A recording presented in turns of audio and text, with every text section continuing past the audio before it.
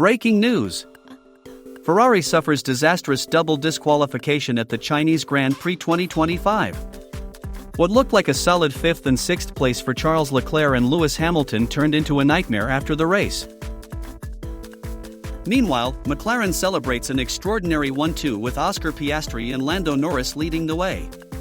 But what led to Ferrari's collapse? Let's find out together.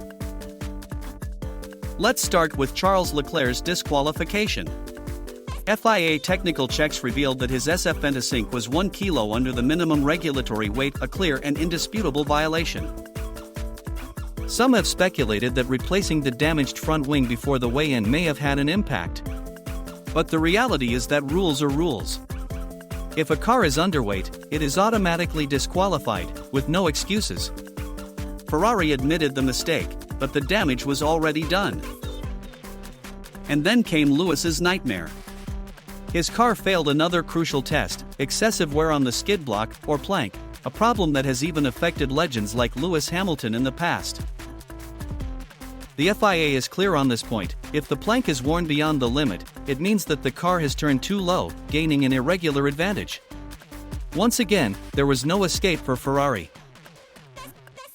This double disqualification is a huge blow for Ferrari.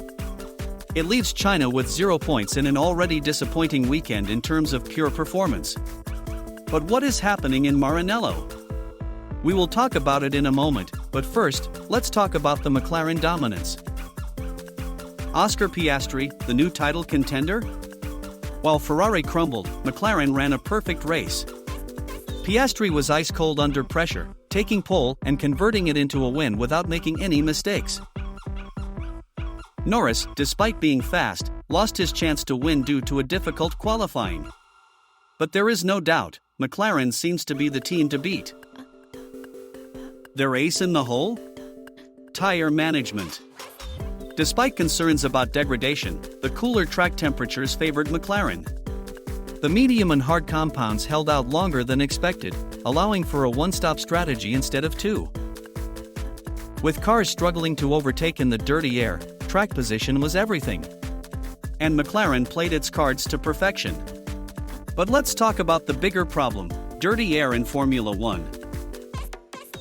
Drivers like Leclerc and Norris found themselves stuck in traffic, unable to pass without destroying their tires. At one point, Norris even radioed the team, "I don't want to get too close to Piastri, I'll be stuck in dirty air." Amazing, right? A driver who avoids pushing so as not to damage his tires. This highlights a fundamental problem in modern F1. Meanwhile, George Russell exceeded expectations for Mercedes, finishing third. His pace in the early part of the race was impressive, although he had to defend himself hard from Leclerc before Ferrari was disqualified. Russell is proving to be a reliable driver, just what Mercedes needs as they continue their rebuild. And then there's Max Verstappen. The defending champion had a difficult start, but showed incredible pace in the final stint.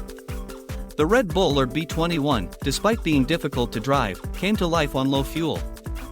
Verstappen made up ground and passed Leclerc in the closing laps, although, with the disqualification, the pass was for naught. Speaking of Red Bull, there is tension in the garage. Rumors from the paddock suggest that Yuki Tsunoda could replace Liam Lawson as early as the Japanese Grand Prix. Lawson, with just 11 F1 races under his belt, is struggling to manage the extremely sensitive RB21. Red Bull may already be reassessing its aggressive promotion strategy. Meanwhile, Lewis Hamilton had a weekend to forget. After a promising sprint race, his race was disappointing. Ferrari tried a two-stop strategy to try to turn the tables, but to no avail.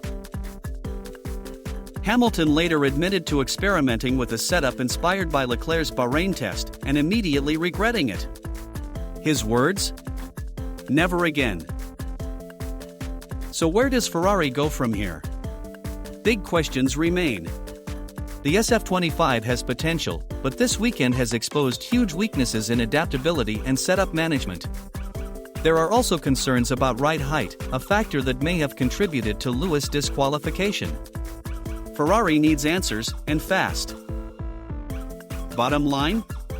McLaren is on the rise, Ferrari is struggling and Red Bull has internal problems. What do you think? Will Ferrari recover from this disaster? And is Piastri a title contender? Let me know in the comments, and don't forget to like, subscribe to the channel, and activate the bell to stay updated on Formula Uno. Thanks for watching the video.